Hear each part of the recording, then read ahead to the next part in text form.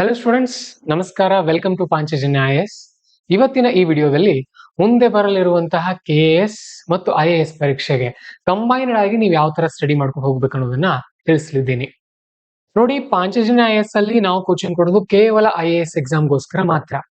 But ಆದ್ರೂ ಕೂಡ ಯಾಕೆ ನಾನು KAS ಎಕ್ಸಾಮ್ ಬಗ್ಗೆ ಹೇಳಿಕ್ ಬರ್ತಾ ಇದ್ದೀನಿ ಅಂತ ಅಂದ್ರೆ, ಕರ್ನಾಟಕದ ಬಹಳಷ್ಟು UPSC ಗೆ ತಯಾರಿ ಮಾಡುವಂತಹ ವಿದ್ಯಾರ್ಥಿಗಳು ಇತ್ತೀಚೆಗೆ KAS ಪರೀಕ್ಷೆಯಲ್ಲಿ ತುಂಬಾ ಜನ ಯಶಸ್ವಿ ಆಗ್ತಾ ಇದ್ದಾರೆ. ಅದ್ರ ಜೊತೆನೆ ನಾವು ಕಳೆದ 2-3 ವರ್ಷದಿಂದ UPSC ಗೈಡೆನ್ಸ್ ಕೊಡ್ತಾ ಇದೀವಿ. ನಮ್ಮ ಹಳೆಯ ವಿದ್ಯಾರ್ಥಿಗಳು ಇವತ್ತು KAS ಎಕ್ಸಾಮ್ ಕೂಡ ಬರೆಯೋಕೆ ಸಿದ್ಧರಿದ್ದಾರೆ. ಸೊ ಸರ್, ನನಗೆ ಒಂದು ಟೈಮ್ ಟೇಬಲ್ ಮಾಡ್ಕೊಡಿ, ನನಗೊಂದು ಪ್ಲಾನ್ ಹಾಕ್ಬಿಡಿ, ನಾನು ಆ ತರ ಮುಂದುವರಿತೀನಿ, ನಾನು KAS ಎಕ್ಸಾಮ್ ಅನ್ನು ಕೂಡ ಪಾಸ್ ಆಗ್ಬೇಕು ಅನ್ನುವಂತ ಕೆಲವೊಂದು ಪ್ರಶ್ನೆಗಳು ನನಗೆ ಬಂದಾಗ, ನಮ್ಮ ವಿದ್ಯಾರ್ಥಿಗಳು ಯಾವ ತರ ತಯಾರಿ ಮಾಡಿದ್ರೆ ಕಡಿಮೆ ಸಮಯದಲ್ಲಿ ಹೆಚ್ಚು ಅಂಕಗಳನ್ನ ಗಳಿಸಬಹುದು, ವಿಷಯಗಳನ್ನ ಬೇಗ ಬೇಗ ಕವರ್ ಮಾಡ್ಕೊಳ್ಬಹುದು ಅನ್ನೋದನ್ನ ನಾನು ಆಲೋಚನೆ ಮಾಡ್ಕೊಂಡು ಅದಕ್ಕೋಸ್ಕರ ಒಂದು ವಿಡಿಯೋನ ಮಾಡ್ತಾ ಇದ್ದೀನಿ. ನಾನಿಲ್ಲಿ ಮೊದಲೇ ನಿಮ್ಗೆ ಕ್ಲಾರಿಫೈ ಮಾಡ್ತಾ ಇದ್ದೀನಿ, ನೀವೇನಾದ್ರೂ ಬಿಗಿನರ್ ಆಗಿದ್ರೆ, ಬಿಗಿನರ್ ಅಂತ ಯಾರು, ನೀವು ಈಗ UPSC ತಯಾರಿ ಸ್ಟಾರ್ಟ್ ಮಾಡಿದ್ರೆ, ಈಗ ಕೇವಲ 1-2 ತಿಂಗಳಿಂದ ನೀವು KAS ತಯಾರಿನ ಸ್ಟಾರ್ಟ್ ಮಾಡೋರು ಅನ್ಕೊಂಡಿದ್ರೆ, ಅಥವಾ ಅಂದ್ರೆ ಇವತ್ತಿಂದ ನಿಮ್ಮ ಕಾಂಪಿಟೇಟಿವ್ ಎಕ್ಸಾಮ್ ಜರ್ನಿ ಸ್ಟಾರ್ಟ್ ಆಗಿದ್ರೆ, ನೀವು ವಿಡಿಯೋ ನೋಡಬೇಡಿ. ಇದು ನಿಮಗೋಸ್ಕರ ಅಲ್ಲ. ನಾನು ಈ ವಿಡಿಯೋನ ಸ್ಪೆಸಿಫಿಕ್ ಆಗಿ ಮಾಡ್ತಾ ಇರೋದು ಯಾರಿಗೆ ಅಂತ ಅಂದ್ರೆ, ಕನಿಷ್ಠ 1 ವರ್ಷ UPSC ತಯಾರಿ ಮಾಡಿರುವಂತ ವಿದ್ಯಾರ್ಥಿಗಳಿಗೆ, ಅಥವಾ ಕನಿಷ್ಠ 1 ವರ್ಷ KAS ತಯಾರಿ ಮಾಡಿರುವಂತ ವಿದ್ಯಾರ್ಥಿಗಳಿಗೆ, ಬಿಗಿನರ್ಸ್ ಅಲ್ಲ. ನೀವೇನಾದ್ರೂ ಬಿಗಿನರ್ಸ್ ಇದ್ದು UPSC ಮಾಡ್ಬೇಕನ್ನುವಂತ ಕನಸನ್ನ ಕಂಡಿದ್ರೆ ಬನ್ನಿ, ಪಾಂಚಜನ್ಯ IAS ಅಲ್ಲಿ ನಾವು ನಿಮ್ಗೆ ತುಂಬಾ ಚೆನ್ನಾಗಿ ಗೈಡೆನ್ಸ್ ಕೊಡ್ತೀವಿ. ನಮ್ಮ ಆಫೀಸ್ ನಂಬರ್ ನಿಮಗೆ ಡಿಸ್ಕ್ರಿಪ್ಷನ್ ಅಲ್ಲಿ ಸಿಗುತ್ತೆ. ಆ ನಂಬರ್ ಕಾಂಟ್ಯಾಕ್ಟ್ ಮಾಡಿದ್ರೆ ನಾವು UPSC ನಿಮ್ಮನ್ನ 1 ವರ್ಷದಲ್ಲಿ ತಯಾರಿ ಮಾಡಿಸ್ತೀವಿ. ಇನ್ನು ನೀವೇನಾದ್ರೂ KAS ತಯಾರಿನೇ ಮಾಡ್ತಾ ಇದ್ರೆ, ನಾನು ಮೊದಲು ಹೇಳ್ತಾ ಇದ್ದೆ ಪ್ರಿಲಿಮ್ಸ್ಗೋಸ್ಕರ ನಮ್ಮಲ್ಲಿ ಬನ್ನಿ, ಮೇನ್ಸ್ ನೀವು ಬೇರೆ ಕಡೆ ಮಾಡ್ಕೊಳ್ಬಹುದು ಅಂತ. ಬಟ್ ಈಗ ಎಕ್ಸಾಮ್ ಬಹುಶಃ ಇನ್ನೊಂದು 7-8 ತಿಂಗಳಲ್ಲಿ ನಡೆಯುತ್ತೆ KAS ಎಕ್ಸಾಮ್. ಹಾಗಾಗಿ ಪಾಂಚಜನ್ಯ IAS ಅಲ್ಲಿ ಬೇಡ. ನೀವು KAS ತಯಾರಿ ಮಾಡ್ತಾ ಇದ್ರೆ ಮತ್ತೆ ಒಳ್ಳೆ ಕೋಚಿಂಗ್ ಸಂಸ್ಥೆಗಳಿದೆ, KAS ಗಂತಾನೆ ತುಂಬಾ ಚೆನ್ನಾಗಿ ಗೈಡೆನ್ಸ್ ಎಲ್ಲ ಕೊಡ್ತಾರೆ, ನೀವು ಅಲ್ಲಿ ತಯಾರಿನ ಮಾಡ್ಕೊಳ್ಬಹುದು. ಓಕೆ, ಹುಡುಕಿ ಯಾವ ಸಂಸ್ಥೆ ಚೆನ್ನಾಗಿದೆ, ಕ್ಲಾಸಸ್ ನೋಡ್ಕೊಳ್ಳಿ. ಆದ್ರೆ ಒಂದು ಸಲಹೆ, ಒಂದು ವಿನಂತಿ ಕೂಡ ನಾನು ನಿಮ್ಮಲ್ಲಿ ಮಾಡ್ತಾ ಇದ್ದೀನಿ. ಏನಂತ ಅಂದ್ರೆ, ದಯವಿಟ್ಟು KAS ಪ್ರಿಲಿಮ್ಸ್ ಅನ್ನ ಇಂಗ್ಲಿಷ್ ಅಲ್ಲಿ ಮಾಡ್ಕೊಳ್ರಿ. ಕನ್ನಡದಲ್ಲಿ ಅನುವಾದ ತುಂಬಾ ಕೆಟ್ಟದಾಗಿರುತ್ತೆ, ಒಂದು ಚೂರು ಚೆನ್ನಾಗಿರಲ್ಲ. ಅರ್ಥ ಆಯ್ತು? ಬಿಗಿನರ್ಸ್ ಗಳಿಗಲ್ಲ, ಇದು ಯಾರಿಗೆ? ಸೀನಿಯರ್ ಗಳಿಗೆ, ಯಾರು 1 ವರ್ಷ ಈಗಾಗಲೇ UPSC KPSC ತಯಾರಿ ಮಾಡಿದ್ರೆ ಅವ್ರಿಗೋಸ್ಕರ ನಾನು ಹೇಳ್ತಾ ಇದ್ದೀನಿ. ನೋಡಿ, ಇವತ್ತು ನಾನು ಸಿಲೆಬಸ್ ಅನ್ನು ಮೊದಲು IAS ಮೇನ್ ಸಿಲೆಬಸ್ ಮತ್ತೆ KAS ಮೇನ್ ಸಿಲೆಬಸ್ ಎರಡನ್ನು ಕೂಡ ನೋಡಿದೆ. ಇಲ್ಲಿ ಕ್ವಾಲಿಫೈಯಿಂಗ್ ಪೇಪರ್ಗಳು ಒಂದು ಇಂಗ್ಲಿಷ್ ಕಂಪಲ್ಸರಿ ಇರುತ್ತೆ, ಒಂದು ಲ್ಯಾಂಗ್ವೇಜ್ ಪೇಪರ್, ಉದಾಹರಣೆ ಕನ್ನಡ ತಗೊಂಡ್ರೆ ಈ 300 ಮಾರ್ಕ್ಗಳಿಗೆ 2 ಪೇಪರ್ ಇವು. ನೀವು ಕನಿಷ್ಠ 25% ತಗೊಳ್ಬೇಕಂದ್ರೆ 75 ತಗೊಂಡ್ರೆ ಪಾಸ್ ಆಗ್ತೀರಿ 2 ಪೇಪರ್ ಅಲ್ಲೂ. KAS ಅಲ್ಲಿ ಅದೇ 150ಕ್ಕೆ 2 ಪೇಪರ್ ಬರುತ್ತೆ. ಒಂದ್ಸಾರಿ ಕನ್ಫರ್ಮ್ ಮಾಡ್ಕೊಳ್ಳಿ. ಉದಾಹರಣೆ ಕನ್ನಡ ಒಂದು ಲ್ಯಾಂಗ್ವೇಜ್ ತಗೊಂಡ್ರೆ ಒಂದು ಇಂಗ್ಲಿಷ್, ಈ ತರ 2 ಪೇಪರ್ಗಳು ಬರುತ್ತೆ. ಇದು ಕ್ವಾಲಿಫೈಯಿಂಗ್ ಮಾತ್ರ, ನೀವು ಪಾಸ್ ಆಗ್ಬಿಟ್ಬಿಟ್ರೆ ಮುಗೀತು. ಇಲ್ಲಿ ನಿಮ್ಮ ಅಂಕಗಳನ್ನ ರ್ಯಾಂಕ್ ಗಳಿಗೆ ಪರಿಗಣಿಸಲ್ಲ. ಇನ್ನು IAS ಎಕ್ಸಾಮ್ ಅಲ್ಲಿ ಸಿಲೆಬಸ್ ಯಾವ ತರ ಇದೆ ಅಂದ್ರೆ, ಒಂದು ಎಸ್ಸೆ ಪೇಪರ್ ಇರುತ್ತೆ. ಇಲ್ಲಿ ನೀವು 2 ಪ್ರಬಂಧಗಳನ್ನ ಬರಿಬೇಕು. ಮೊದಲಲ್ಲಿ 4 ಆಪ್ಷನ್, ಎರಡನೇದ್ರಲ್ಲಿ 4 ಆಪ್ಷನ್. ಇಲ್ಲಿ ಒಂದು ಆಯ್ಕೆ ಮಾಡ್ಕೊಳ್ಳೋಕೆ, ಇಲ್ಲೊಂದು ಆಯ್ಕೆ ಮಾಡ್ಕೊಳ್ಬೇಕು. ಇದನ್ನೇ KAS ಅಲ್ಲಿ ಬಂದ್ರೆ, ಉದಾಹರಣೆಗೆ 2025 ಹೋದ ವರ್ಷ ಏನ್ ಎಕ್ಸಾಮ್ ನಡೆಸಿದ್ರಲ್ಲ, 2 ಎಸ್ಸೆಗಳಿರುತ್ತೆ, ಇಲ್ಲೊಂದು ಒಂದೇ ಕೊಡ್ತಾರೆ, ಅವರು ಆಪ್ಷನ್ಸ್ ಕೊಡಲ್ಲ ನಿಮಗೆ KAS ಅಲ್ಲಿ. ಓಕೆ, ನೀವು ಇದ್ರ ಮೇಲೆ ಬರಿಬೇಕು. ಇದ್ರ ಮೇಲೆ ಒಂದು ನ್ಯಾಷನಲ್ ಮತ್ತೆ ಇಂಟರ್ನ್ಯಾಷನಲ್ ರಿಲೇಷನ್, ಅಂದ್ರೆ ರಾಷ್ಟ್ರ ಮತ್ತು ಅಂತಾರಾಷ್ಟ್ರೀಯ ಮಟ್ಟದ್ದಿರುತ್ತೆ. ಮತ್ತೊಂದು ನಮ್ಮ ಸ್ಟೇಟ್ ಮತ್ತೆ ಲೋಕಲ್ ಸುದ್ದಿ ಬಗ್ಗೆ ಇರುತ್ತೆ. ಉದಾಹರಣೆಗೆ ಬೆಂಗಳೂರು ಬಗ್ಗೆ ಏನು ಪ್ರಶ್ನೆ ಬಂದಿತ್ತು ಕಳೆದ ಸಾರಿ. ಅರ್ಥ ಆಗ್ತಾ ಇದೆಯಾ? ಸೊ ಇದು ಎಸ್ಎ ನಲ್ಲಿರುವಂತಹ 2 ಕೂಡ. ಇಲ್ಲೂ 250 ಮಾರ್ಕ್ಸ್ಗೆ, IAS ಅಲ್ಲಿ ಇದು ಕೂಡ 250 ಮಾರ್ಕ್ಸ್ಗೆ. ಇದು ಮೊದಲನೇದು. ಇನ್ನು IAS ಅಲ್ಲಿ GS 1 ಅಂದ ತಕ್ಷಣ ಒಂದು ಕ್ಲಾರಿಟಿ ಸಿಗುತ್ತೆ ನಿಮ್ಗೆ. ಏನಪ್ಪಾ, ಇಲ್ಲಿ ಹಿಸ್ಟ್ರಿ ಇದೆ, ಜಿಯೋಗ್ರಫಿ ಇದೆ, ಇಂಡಿಯನ್ ಸೊಸೈಟಿ ಬರುತ್ತೆ, ವರ್ಲ್ಡ್ ಹಿಸ್ಟ್ರಿ ಬರುತ್ತೆ, so history of culture, art and culture ಒಂದು ಇಲ್ಲಿ ಬರುತ್ತೆ. ಇನ್ನು GS 2 ಅಂತ ಅಂದ ತಕ್ಷಣ IAS ಅಲ್ಲಿ ನಮ್ಗೆ ಏನ್ ಬರುತ್ತೆ? ಪಾಲಿಟಿ ಬರುತ್ತೆ, ಗವರ್ನೆನ್ಸ್ ಬರುತ್ತೆ, ಇಂಟರ್ನ್ಯಾಷನಲ್ ರಿಲೇಷನ್ಸ್ ಬರುತ್ತೆ, ಸೋಷಿಯಲ್ ಜಸ್ಟಿಸ್ ಅನ್ನುವಂಥದ್ದು ಬರುತ್ತೆ. GS 3 ಅಂದ ತಕ್ಷಣ ಇಲ್ಲಿ ಪೇಪರ್ ನಮಗೆ ಸೈನ್ಸ್ ಅಂಡ್ ಟೆಕ್ನಾಲಜಿ ಬರುತ್ತೆ, ಎಕನಾಮಿ ಬರುತ್ತೆ, ಆಮೇಲೆ ಇಂಟರ್ನಲ್ ಸೆಕ್ಯೂರಿಟಿ ಬರುತ್ತೆ, ಡಿಸಾಸ್ಟರ್ ಮ್ಯಾನೇಜ್ಮೆಂಟ್ ಬರುತ್ತೆ. ಆಮೇಲೆ GS 4 ಅಂದ ತಕ್ಷಣ ಎಥಿಕ್ಸ್. ನಾನು ಇವತ್ತು ಸ್ವಲ್ಪ ಸೂಕ್ಷ್ಮವಾಗಿ ಅಬ್ಸರ್ವ್ ಮಾಡೋಣ, KAS ಗೂ IAS ಗೂ ಏನ್ ವ್ಯತ್ಯಾಸ ಇದೆ ಅಂತದ್ದು ಸ್ವಲ್ಪ ತಿಳ್ಕೊಳ್ಳೋಣ ಅಂತ ಹೇಳಿ KAS ಸಿಲೆಬಸ್ ಕೂಡ ಒಂದ್ಸಾರಿ ಚೆಕ್ ಮಾಡ್ಕೊಂಡೆ. ಬಹಳಷ್ಟು ಬದಲಾವಣೆಗಳು ಇದೆ, ಬಹಳಷ್ಟು ವ್ಯತ್ಯಾಸಗಳು ಕೂಡ ಇದೆ.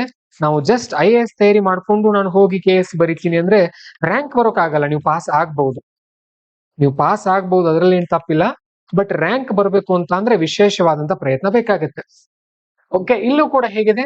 GS 1, GS 2, GS 3, ಆಮೇಲೆ GS 4. ಇಲ್ಲಿ ಮತ್ತೆ ಒಂದು ಸೆಕ್ಷನ್ಗಳು 1, 2, 3, 4 ಈ ತರ ಸೆಕ್ಷನ್ಗಳು, ಇಲ್ಲೂ ಕೂಡ 1, 2, 3 ಈ ತರ ಸೆಕ್ಷನ್ ಚಾಪ್ಟರ್ ಕೂಡ ಇದೆ. ನಾನು ಸಿಲೆಬಸ್ ಅನ್ನ ಹಾಕ್ತೀನಿ, ನೀಟಾಗಿ ಸಿಲೆಬಸ್ ರೆಡಿ ಮಾಡಿ ಹಾಕ್ತೀವಿ ನಿಮಗೆ. ಸೊ ನನಗೆ ಸಿಮಿಲಾರಿಟಿ ಕಂಡದ್ದು ಎಥಿಕ್ಸ್ ಅಲ್ಲಿ. ಎರಡೂ ಕೂಡ ಸಿಮಿಲಾರಿಟಿ ತುಂಬಾ ಇದೆ, ಎಸ್ ಎ ಮತ್ತು ಎಥಿಕ್ಸ್. ಇವತ್ತಿನ ವಿಡಿಯೋದಲ್ಲಿ ನಾನು ಏನ್ ಹೇಳೋಣಿದೀನಿ ಅಂತಂದ್ರೆ ನಿಮಗೆ ಇಲ್ಲಿ ಎಕ್ಸ್ಪ್ಲೇನ್ ಮಾಡಿ ಹೋಗೋಕ್ ಬಂತಿಲ್ಲ, ಒಂದು ತಿಂಗಳ ಟಾರ್ಗೆಟ್ ಅನ್ನು ನಾನು ಕೊಡೋಣಿದೀನಿ. ಈ ವಿಡಿಯೋ ನೀವು ಯಾವಾಗಿಂದ ನೋಡ್ತಾ ಇದ್ದೀರಿ, ಈ ವಿಡಿಯೋ ನೋಡೋಕ್ ಆರಂಭ ಮಾಡಿದ ದಿನದಿಂದ ನೀವು 30 ದಿನಗಳ ಟಾರ್ಗೆಟ್ ಹಾಕೊಳ್ಬೇಕು. 30 ದಿನಗಳ ಟಾರ್ಗೆಟ್ ಹಾಕೊಂಡು ಇದರಲ್ಲಿ ನಿಮ್ಮ ಎಸ್ ಎ ಮತ್ತು ಎಥಿಕ್ಸ್ ತಯಾರಿ ಮುಗಿಬೇಕು. ಇದು ನಿಮಗೆ ಮೊದಲನೇದು IAS ಗೂ ಹೆಲ್ಪ್ ಆಗುತ್ತೆ, KS ಗೂ ಹೆಲ್ಪ್ ಆಗುತ್ತೆ. ಇನ್ನೊಂದು ಅಂಶ ಸ್ವಲ್ಪ ಗಮನ ಇಟ್ಕೊಂಡು ನೋಡಿ, ನಮ್ಮ IAS ಎಕ್ಸಾಮ್ ಪರೀಕ್ಷೆ ಮುಂದಿನ ವರ್ಷ 23 ಮೇ 2027 ನಡೆಯೋದಿದೆ, ಫಿಕ್ಸ್ ಅದು. ಅದಾದ್ಮೇಲೆ ನಿಮಗೆ ಸುಮಾರು 90 ರಿಂದ 100 ದಿನಗಳ ಗ್ಯಾಪ್ ಸಿಗುತ್ತೆ. ಅದಾದ್ಮೇಲೆ ಫಿಕ್ಸ್ಡ್ ಮೇನ್ಸ್ ಎಕ್ಸಾಮ್ ನಡೆಯುತ್ತೆ. ಸೊ ನಿಮ್ಮ ಟಾರ್ಗೆಟ್ ಏನೀಗ 30 ದಿನದಲ್ಲಿ ನೀವು ಎಸ್ ಎ ಮತ್ತು ಎಥಿಕ್ಸ್ ನೀಟಾಗಿ ರೆಡಿ ಮಾಡ್ಕೊಂಡ್ ಬಿಟ್ರೆ ಮುಗೀತು. ಅರ್ಥ ಆಗ್ತಾ ಇದೆಯಾ? ಸೊ ನೀಟಾಗಿ ಇದನ್ನ ಮಾಡ್ಕೊಂಡ್ ಬಿಟ್ರೆ ಮುಗೀತು. ಇನ್ನು ಅವ್ರು ಹೇಳಿರೋ ಪ್ರಕಾರ, KPSC ಅವ್ರು ಹೇಳಿರೋ ಪ್ರಕಾರ 29 ನವೆಂಬರ್ 2026 ಪೂರ್ವಭಾವಿ ಪ್ರಿಲಿಮ್ಸ್ ಎಕ್ಸಾಮ್ ನಡೆಯುವಂತ ಟೆಂಟೇಟಿವ್ ಡೇಟ್ ಅಂತ ಕೊಟ್ಟಿದ್ದಾರೆ. ಬಟ್ ನಂಬೋಕ್ಕಾಗಲ್ಲ, ಡಿಲೇ ಕೂಡ ಆಗ್ಬಹುದು. ಯಾಕಂದ್ರೆ ಈಗ ಹಿಂದೆ ನಡೆದಿರುವಂತಹ ಎಕ್ಸಾಮ್ ರಿಸಲ್ಟ್ಸ್ ಕೋರ್ಟ್ ಅಲ್ಲಿ ಇದೆ, ಸ್ವಲ್ಪ ಡಿಲೇ ಆಗ್ಬಹುದು, ಹಲವಾರು ಸಮಸ್ಯೆಗಳು ಬರುತ್ತೆ. ಹಾಗಾಗಿ ಇದು ಮುಂದೆ ಹೋದ್ರೂ ಕೂಡ ನಿಮಗೆ ಈಗ 30 ದಿನದಲ್ಲಿ ನೀವು ಎಸ್ ಎ ಮತ್ತು ಎಥಿಕ್ಸ್ ಅನ್ನ ರೆಡಿ ಮಾಡ್ಕೊಂಡ್ ಬಿಟ್ರೆ ತುಂಬಾ ಸರಳ ಆಗುತ್ತೆ. ಇನ್ನೊಂದು ಅಂಶ, ಬಹಳಷ್ಟು ವಿದ್ಯಾರ್ಥಿಗಳಿಗೆ ಗೊಂದಲ ಇರುತ್ತೆ, ಸರ್ KS ಎಕ್ಸಾಮ್ ಅಂತಂದ್ರೆ ಭ್ರಷ್ಟಾಚಾರ, ನಾನು ಏನ್ ಮಾಡ್ಲಿ, ಹೇಗ್ ಮಾಡ್ಲಿ? ನೋಡಿ, ಭ್ರಷ್ಟಾಚಾರ ಅನ್ನೋದು ಪ್ರತಿಯೊಂದು ಅಂಗಗಳಲ್ಲಿ, ಸಂವಿಧಾನದ ಪ್ರತಿಯೊಂದು ಸಂಸ್ಥೆಗಳಲ್ಲಿ ಇವತ್ತು ಸೇರ್ಕೊಂಡ್ ಬಿಟ್ಟಿದೆ. ಇದಕ್ಕಾಗಿ ಹಲವಾರು ಬದಲಾವಣೆಗಳನ್ನ ಮಾಡಬೇಕು ಅಂತ ಅಂದ್ರೆ ವಿದ್ಯಾರ್ಥಿಗಳು ನಾವೆಲ್ಲರೂ ಒಗ್ಗಟ್ಟಾಗ್ಬೇಕು, ತಜ್ಞರು ಒಗ್ಗಟ್ಟಾಗ್ಬೇಕು, ಬುದ್ಧಿವಂತರು ಒಗ್ಗಟ್ಟಾಗ್ಬೇಕು, ಆಮೇಲೆ ಸಮಾಜದ ಪ್ರಮುಖರೆಲ್ಲರೂ ಒಗ್ಗಟ್ಟಾಗ್ಬೇಕು. ಅದಕ್ಕೋಸ್ಕರ ನಾನು ಒಂದು ಸಣ್ಣ ಹೆಜ್ಜೆನ ತೆಗೆದುಕೊಂಡಿದ್ದೀನಿ. ಈ ವೇದಿಕೆ ಸೂಕ್ತ ಅಲ್ಲ ಅದ್ರ ಬಗ್ಗೆ ಮಾತಾಡೋಕೆ.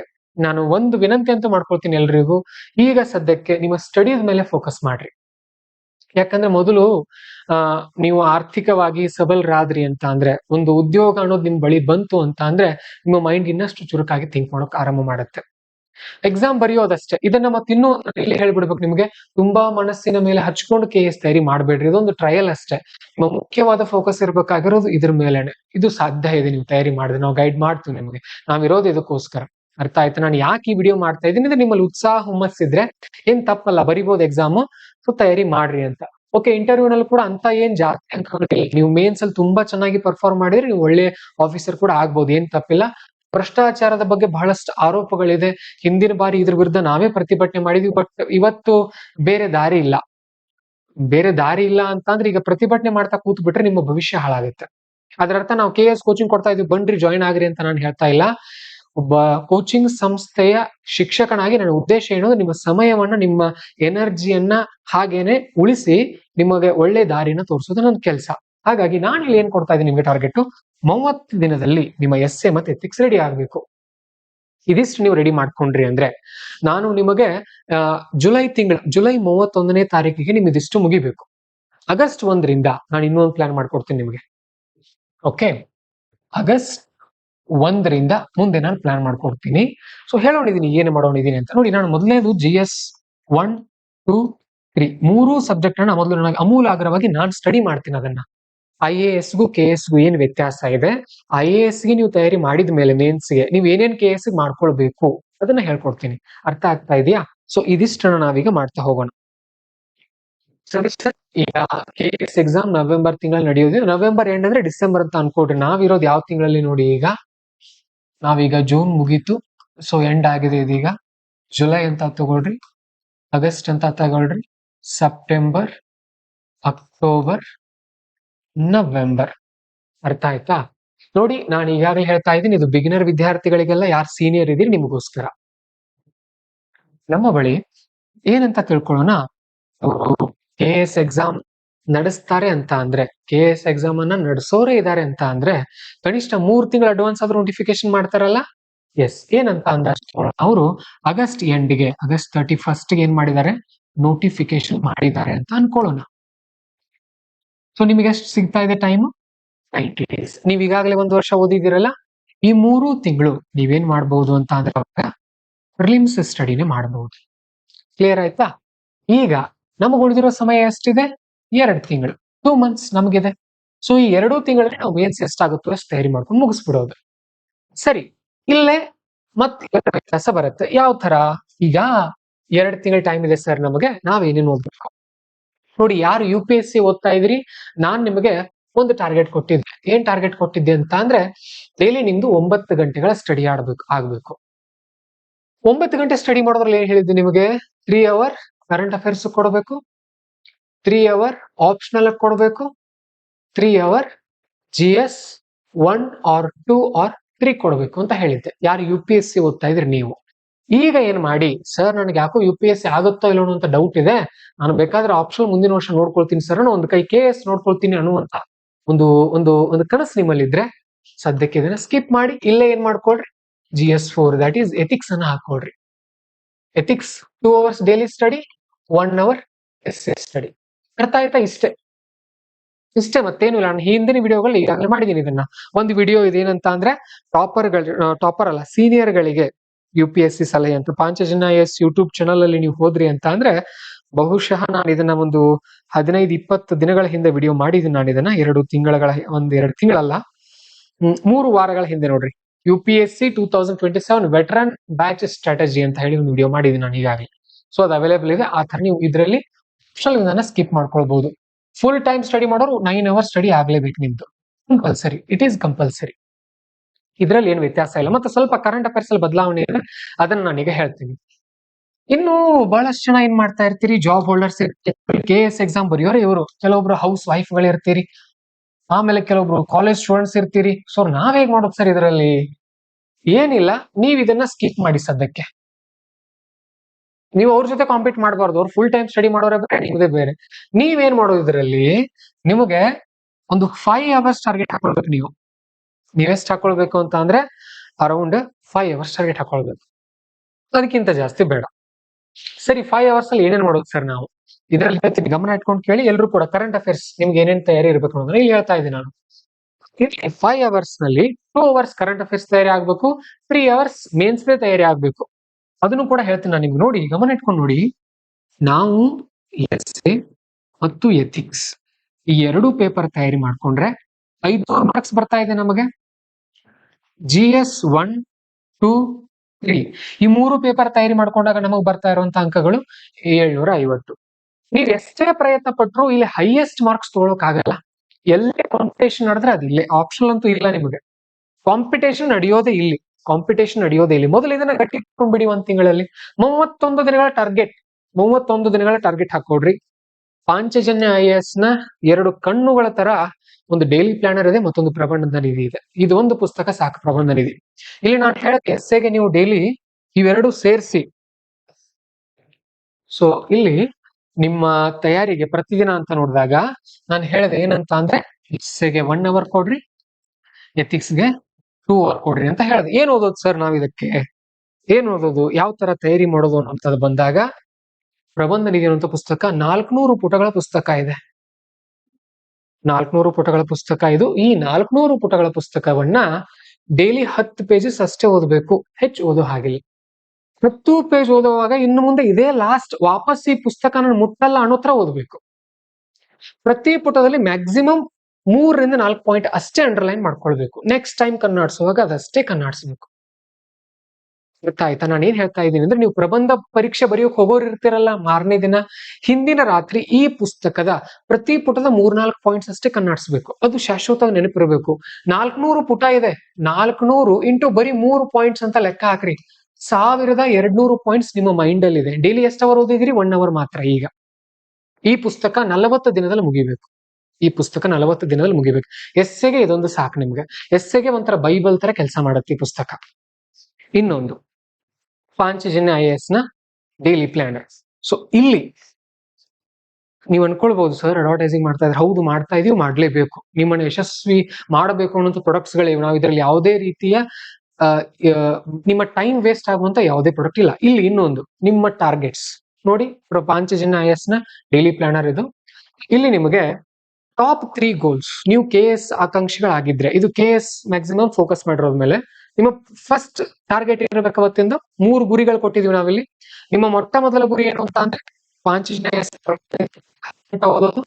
ಎರಡನೇ ಗುರಿ ಎಥಿಕ್ಸ್ ಅನ್ನ 2 ಅವರ್ ಸ್ಟಡಿ ಮಾಡ್ತೀನಿ. ಈಗ ಎಥಿಕ್ಸ್ ಅಂತ ಗೊತ್ತಿದೆ, ಹೇಳ್ತೀನಿ. ಮೂರನೇದು ಕರೆಂಟ್ ಅಫೇರ್ಸ್. ಇವಿಷ್ಟು ಮುಖ್ಯ ಟಾರ್ಗೆಟ್ಗಳು. ಇದನ್ನ ಬಿಟ್ಟು ನಿಮ್ಗೆ ಬೇರೆ ಏನೇನಿದೆ ಟು ಡೂ ಟಾಸ್ಕ್ ಅನ್ನ ಹಾಕೊಡ್ರಿ. ನಿಮ್ಮ ಹ್ಯಾಬಿಟ್ಸ್ ಪ್ರಾಣಾಯಾಮ ಮಾಡೋದಕ್ಕೂ ಧ್ಯಾನ ಮಾಡೋದು. ಪ್ರಾಣಾಯಾಮ ಧ್ಯಾನ ಕಂಪಲ್ಸರಿ. ಧ್ಯಾನಕ್ಕೂ ಕೂಡ ಪಾಂಚಜನ್ಯ ಐಎಎಸ್ ಯೂಟ್ಯೂಬ್ ಚಾನಲ್ 10 ನಿಮಿಷದ ವಿಡಿಯೋ ಇದೆ. ಪ್ರತಿದಿನ ಬೆಳಗ್ಗೆ ಎದ್ದ ತಕ್ಷಣ ಒಂದು 10 ನಿಮಿಷ ಕೇಳಿಬಿಡಿ, ಮೈಂಡ್ ರಿಲ್ಯಾಕ್ಸ್ ಆಗಿರುತ್ತೆ. ವಾಕಿಂಗ್ ಅರ್ಧ ಗಂಟೆ ಕಂಪಲ್ಸರಿ ಮಾಡಿ. ಅವತ್ತಿನ ರಿಪೋರ್ಟ್ ಅನ್ನ ಬರೀರಿ. ಇಲ್ಲಿ ನಾನು ಏನ್ ಮಾಡಿದೆ, ಏನ್ ಮಾಡ್ಬೇಕಾಗಿತ್ತು, ಏನ್ ಆಗಿಲ್ಲ. ಆಮೇಲೆ ಇನ್ನೊಂದು, ಈ ಡೈರಿಗಳು ಪಾಂಚಜನ್ಯ ಐಎಎಸ್ ಸಂಸ್ಥೆಯಲ್ಲೇ ಸಿಗುತ್ತೆ. ನೀವು ನಮ್ಮ ಆಫೀಸ್ ನಂಬರ್ ನ ಕಾಂಟ್ಯಾಕ್ಟ್ ಮಾಡಿದ್ರೆ ನಾವು ಲಿಂಕ್ ಕಳಿಸ್ಕೊಡ್ತೀವಿ, ನೀವು ಅಲ್ಲಿ ಪರ್ಚೇಸ್ ಮಾಡಬಹುದು. ಈ ಪುಸ್ತಕ ನಾವು ಸೇಲ್ ಮಾಡಲ್ಲ, ಪಾಂಚಜನ್ಯ ಐಎಎಸ್ ನಿಂದ ಸೇಲ್ ಆಗಲ್ಲ. ಇವುಗಳನ್ನ ಖುದ್ದಾಗಿ ನೀವೇ ಹೋಗಿ ಬುಕ್ ಸ್ಟಾಲ್ ಅಲ್ಲಿ ನೋಡಿ. ಕರ್ನಾಟಕದ ಎಲ್ಲ ಬುಕ್ ಸ್ಟಾಲ್ ಗಳಲ್ಲಿ ಅವೈಲೇಬಲ್ ಇದೆ. ನೋಡ್ಕೊಂಡು ನಿಮ್ಗೆ ಇಷ್ಟ ಆದ್ರೆ ಖರೀದಿ ಮಾಡಿ. ತುಂಬಾ ಚೆನ್ನಾಗಿದೆ, ಖಂಡಿತವಾಗ್ಲೂ ತುಂಬಾ ಚೆನ್ನಾಗಿದೆ. ನೀವು ನೋಡಿ ನೀವು ಖುದ್ದಾಗಿ ಫೀಲ್ ಮಾಡ್ಕೊಂಡು ಖರೀದಿ ಮಾಡಿ ಪುಸ್ತಕನ.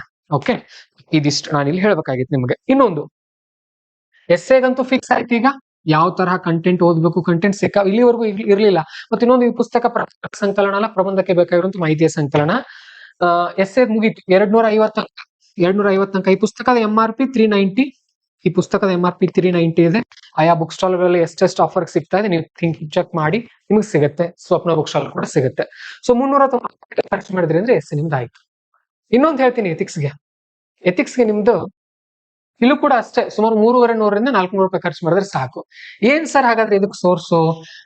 ಪಾಂಚಜನ್ಯ ಐಎಎಸ್ ನ ಯೂಟ್ಯೂಬ್ ಚಾನಲ್ ಅಲ್ಲಿ ಬರೀ 20 ಅವರ್ಸ್ ಕ್ಲಾಸ್ ಇದೆ. Just 20 hours. ಬಹುಶಃ 16 ಇದೆ, ಅದು ನಾನು ಹೇಳ್ತಾ ಇದ್ದೀನಿ. ಆನ್ಸರ್ ರೈಟಿಂಗ್ ಎಲ್ಲ ಸೇರಿಸಿದ್ರೆ 20 ಅವರ್ಸ್ ಕ್ಲಾಸ್ ಇದೆ. ಡೈಲಿ 1 ಅವರ್ ಕೇಳಬೇಕು, ಹೆಚ್ಚಿಲ್ಲ. 1 ಅವರ್ ಕೇಳಬೇಕು. ಕ್ಲಾಸ್ ಕೇಳೋವಾಗ್ಲೇ ನೋಟ್ಸ್ ಮಾಡಬೇಕು, ಅಥವಾ ಕ್ಲಾಸ್ ಮುಗಿದ ತಕ್ಷಣ ನೋಟ್ಸ್ ಮಾಡಬೇಕು. ಅದ್ರದ್ದೊಂದು PDF ಇದೆ, ಸುಮಾರು 150 ಫೋಟೋಗಳ PDF ಏನೋ ಇದೆ, ಅದು ಕಳ್ಸಿಕೊಡ್ತೀವಿ ನಾವು. ಬೇಕಾದ್ರೆ ನೀವು ನಮ್ಮ ಆಫೀಸ್ ನಂಬರ್ ಮೆಸೇಜ್ ಮಾಡಿದ್ರೆ. ಕ್ಲಿಯರ್ ಆಗ್ತಾ ಇದೆಯಾ? ಸೊ 20 ದಿನದಲ್ಲಿ 150 ಫೋಟೋದಿಂದ ಶಾರ್ಟ್ ನೋಟ್ಸ್ ಮಾಡ್ಕೊಳ್ತೀರಿ. ಇದಕ್ಕೆ ಇನ್ನೊಂದು, ಕನ್ನಡದಲ್ಲಿ ಬರೆಯೋರು, ಅದೇ ಹೇಳ್ದಲ್ಲ 350 ರೂಪಾಯಿ ಖರ್ಚು ಮಾಡಬೇಕು ಅಂತ. DK ಬಾಲಾಜಿ ಸರ್ ಅವ್ರದ್ದು, DK ಬಾಲಾಜಿ ಸರ್ ಬರೆದಿರುವಂತಹ ಜೈಸ್ ಸಂಸ್ಥೆಯವರು ಪಬ್ಲಿಷ್ ಮಾಡಿರುವಂತಹ ನೈತಿಕತೆ ಸಮಗ್ರತೆ ಅಂತ ಒಂದು ಪುಸ್ತಕ ಇದೆ. ತುಂಬಾ ಚೆನ್ನಾಗಿದೆ. ಒಂದು 350 ರೂಪಾಯಿ 400 ರೂಪಾಯಿ ಅದಕ್ಕೆ ಖರ್ಚು ಮಾಡಿ. ಈ ಪ್ರಬಂಧ ನಿಧಿಗೆ ಒಂದು 800 ರೂಪಾಯಿನಲ್ಲಿ ನಿಮ್ಮ 500 ಅಂಕಗಳು ಸಿಕ್ತು ನಿಮಗೆ. ಮತ್ತೆ ಇನ್ನೂ ಒಂದು ಹೇಳ್ತೀನಿ, ಇಷ್ಟು ಚೆನ್ನಾಗಿರುವಂತ ಎಥಿಕ್ಸ್ ಕ್ಲಾಸ್ಗಳು ನಿಮಗೆ ಕರ್ನಾಟಕದಲ್ಲಿ ಫ್ರೀ ಆಗಿ ಎಲ್ಲೂ ಸಿಗಲ್ಲ. ಅಷ್ಟು ಚೆನ್ನಾಗಿ ಸರಳವಾಗಿ ಎಥಿಕ್ಸ್ ಅನ್ನ ನಾನೇ ಟೀಚ್ ಮಾಡಿದ್ದೀನಿ. ಕಂಪ್ಲೀಟ್ ಕ್ಲಾರಿಟಿ ಸಿಗುತ್ತೆ. ಸರಿ ಸರ್, ನಾವೇನು ಎಸ್ಸೆ ಮತ್ತೆ ಎಥಿಕ್ಸ್ ರೆಡಿ ಆಯ್ತು ಸರ್, ಓದಿದೀವಿ ಸಿಕ್ಕಾಪಟ್ಟೆ, ಬಟ್ ಬರವಣಿಗೆ ಪ್ರಾಕ್ಟೀಸ್ ಯಾವಾಗ ಸರ್? ಅದ್ರ ಚಿಂತೆ ಬಿಟ್ಟು ಬಿಡ್ರಿ ದಯವಿಟ್ಟು. ನೀವು ಸಣ್ಣ ಮಕ್ಕಳಲ್ಲ, ಹುಟ್ಟಿದಾಗಿನಿಂದ ಬರಿತಾ ಬಂದಿದ್ದೀರಿ. 1ನೇ ತರಗತಿಯಿಂದ 10ನೇ ತರಗತಿವರೆಗೂ ಬರೆದ್ರಿ. 10ನೇ ತರಗತಿಯಲ್ಲಿ ಪಬ್ಲಿಕ್ ಎಕ್ಸಾಮ್ ಬರೆದ್ರಿ, PUC ಬರೆದ್ರಿ, ಡಿಗ್ರಿ ಎಕ್ಸಾಮ್ ಬರೆದ್ರಿ. ನಿಮ್ಮಲ್ಲಿ ನಾಲೆಜ್ ಇದೆ, ಅದು ಅಡಗಿಕೊಳ್ತಿದೆ. ನೀವು ಪ್ರಿಲಿಮ್ಸ್ ಯಾವಾಗ ಪಾಸ್ ಆಗ್ತೀರಿ?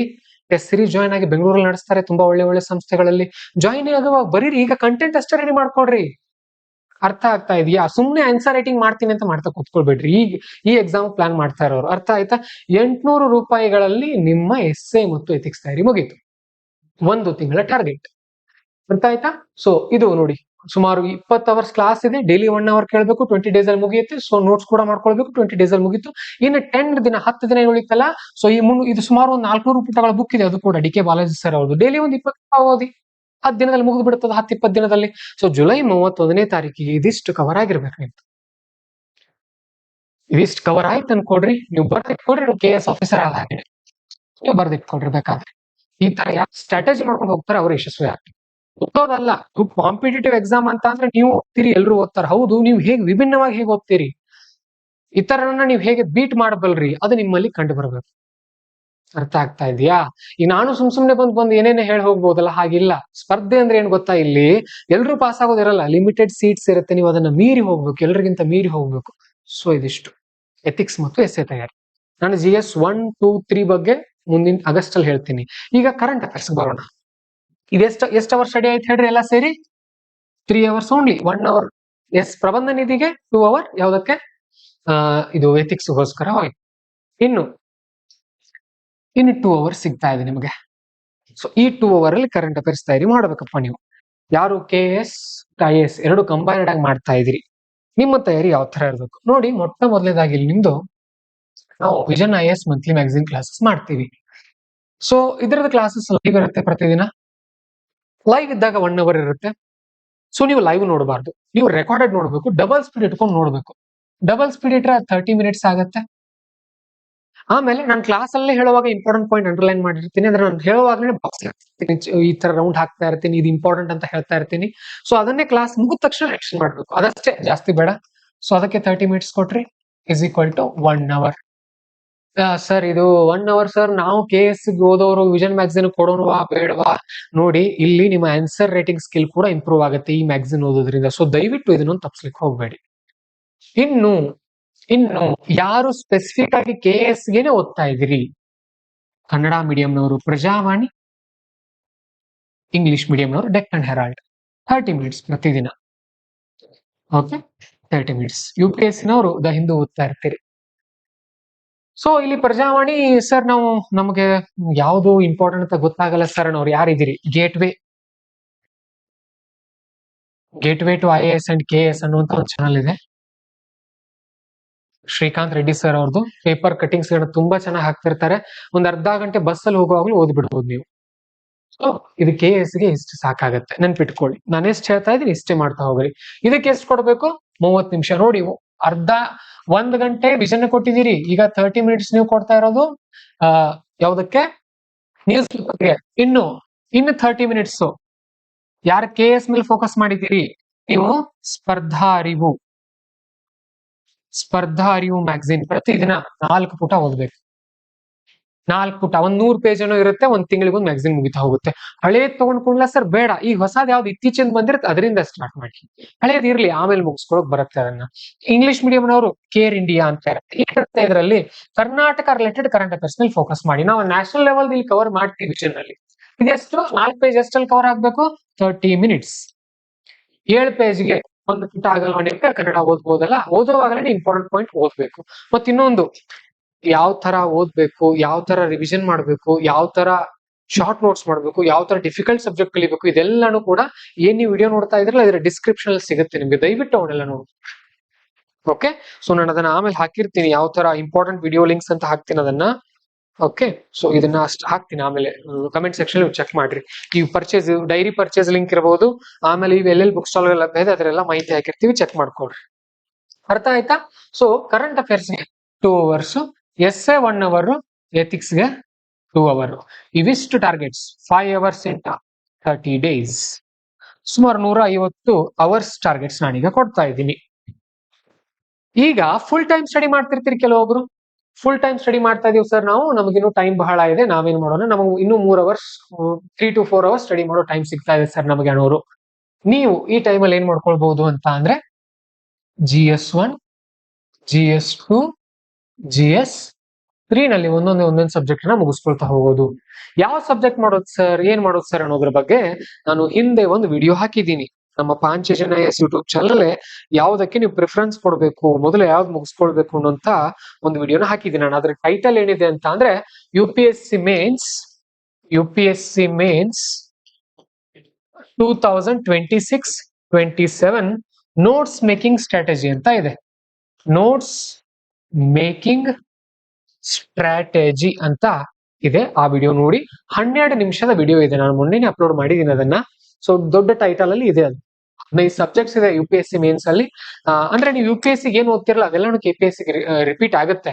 KPSC ನಲ್ಲಿ ಸ್ವಲ್ಪ ಎಕ್ಸ್ಟ್ರಾ ಸಬ್ಜೆಕ್ಟ್ ಗಳು ಬರುತ್ತೆ, ನಾನು ಅದಕ್ಕೆ ಸ್ಟಡಿ ಮಾಡ್ಕೊಂಡು ಬರ್ಬೇಕು. ಸುಮ್ನೆ ನಿಮಗೆ ಏನೇನೋ ಸುಳ್ಳು ಹೇಳಿ ನಾನು ಬಂದಿಲ್ಲ. ಸೊ ನನಗೆ ಒಂದು ಉದ್ದೇಶ ಇರುತ್ತೆ, ಒಂದು ಮಿಷನ್, ಒಂದು ವಿಷನ್ ಇಟ್ಕೊಂಡು ಹೋಗ್ತಾ ಇದೀವಿ ನಾವು. ನಾನು ಈಗ ನಿಮ್ಗೆ ಕೊಡ್ತಾ ಇರೋದು 30 ಡೇಸ್ ಟಾರ್ಗೆಟ್ ನೋಡ್ರಿ. ಈ 30 ದಿನದಲ್ಲಿ ಇದಿಷ್ಟನ್ನ ನೀವು ಮುಗಿಸ್ಕೊಳ್ಬೇಕು.